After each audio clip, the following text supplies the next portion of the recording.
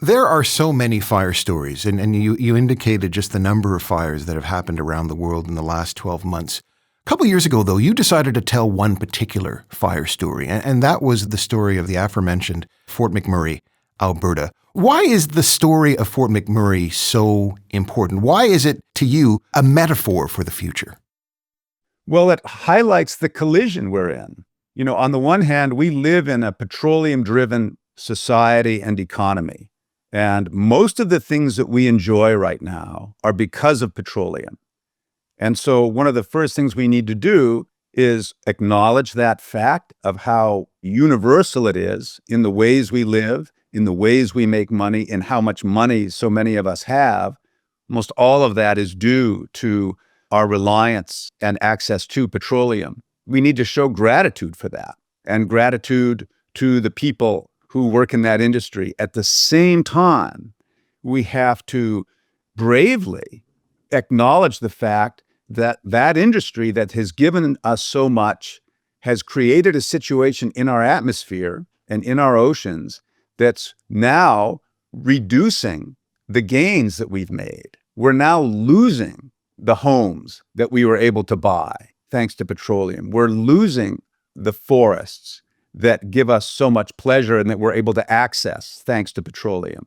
We're losing climate stability, which will disrupt all of our ability to live safely and prosperously. The science is in. And so in Fort McMurray, we saw that collision between this very potent town full of an ambitious workforce providing this engine for our economy, both in terms of the fuel, but the power, the economic power of that town, and then this climate-enhanced wildfire that was literally unstoppable, took this town that on May 2nd seemed solid and indomitable and in charge, and 24 hours later, it was a ghost town. No other city really, anywhere that I know of, has emptied out that fast.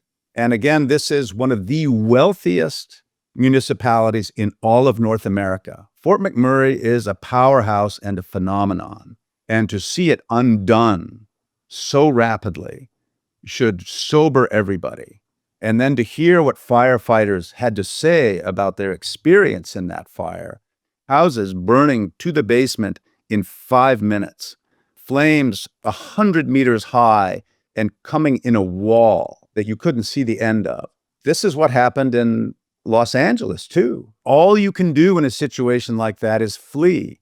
And as numerous firefighters and their media personnel said to me, the firefighting operation became a life-saving operation. And that is really hard on firefighters who are there to fight fire and can't because it's simply too big and doesn't respond to water anymore. And it's obviously incredibly hard on the citizenry who are running literally for their lives. The miracle of Fort McMurray is that there were no fatalities in the flames. And you look at almost any other big fire, they kill people. Let's talk about the citizenry, because of course your book, Fire Weather, The Making of a Beast, is about fire, it's about climate change, but it's also about people. There's a deep humanity about your book. There's a love, really, I would say, for the community, for the people of Fort McMurray. Talk a little bit more about that community. How would you describe it? I'm a guy from Vancouver. It's pretty clear where my politics are. And I come into this pretty conservative, quite religious, one industry town, Fort McMurray, after the worst trauma in its history. And to, say, hey, I'm John, tell me about the worst day of your life. And there's a 2-word answer to that, Adrian, that is honestly totally appropriate. And not a single person said that to me. What I got instead were these really moving, insightful, courageous accounts of how they managed, or didn't manage, as the case may have been, this terrible day of May 3rd. There's no way you can't be touched by that. That experience of being essentially kind of welcomed into that community. I didn't know anybody going in there, Adrian. I had no connections to the petroleum industry. And so the key for me was getting to know people and to see the community cohesion. And this is really, something that I think all Canadians should take to heart and be proud of, is not a single person died in the flames in Fort McMurray. Which is remarkable. It's remarkable. But here's what's really remarkable about it.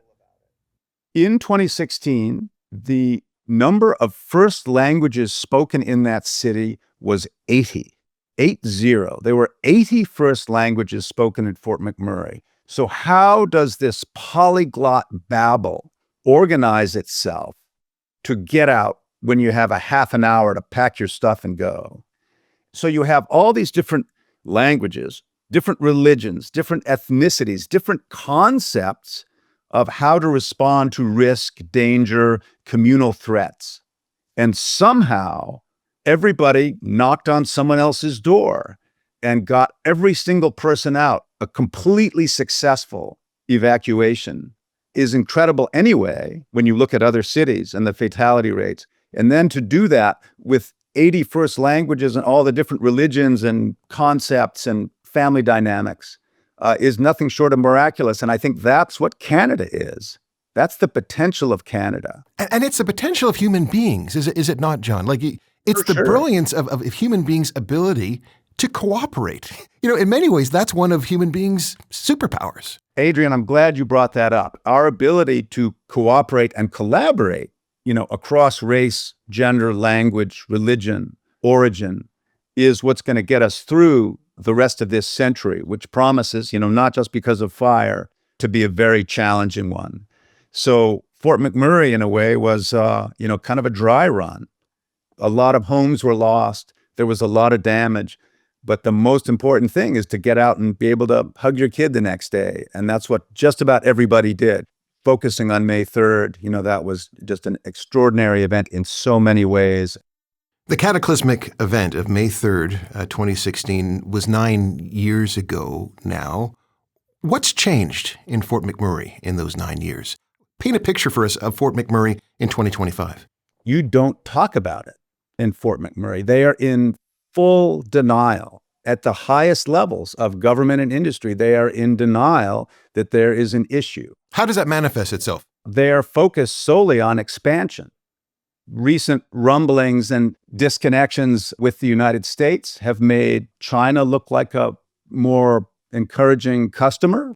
You can be sure that people in Fort McMurray and Calgary and Edmonton are interested in that. It's basically business as usual. And yet, even though they've expanded production enormously, I think it's about 4 million barrels a day coming into the United States now from Alberta alone. The industry has shed about 40,000 jobs in Alberta over the past decade. So it isn't really about people, Adrian. It's really about money, and it's really about shareholders, and it's really about owners. You've been listening to a clip of In Bed with the Elephant with me, your host, Adrian Harewood. Be sure to check out the podcast on Apple Podcasts, Spotify, Amazon, iHeartRadio, and YouTube. And please be sure to like and subscribe to the podcast and write a review. We love hearing from you.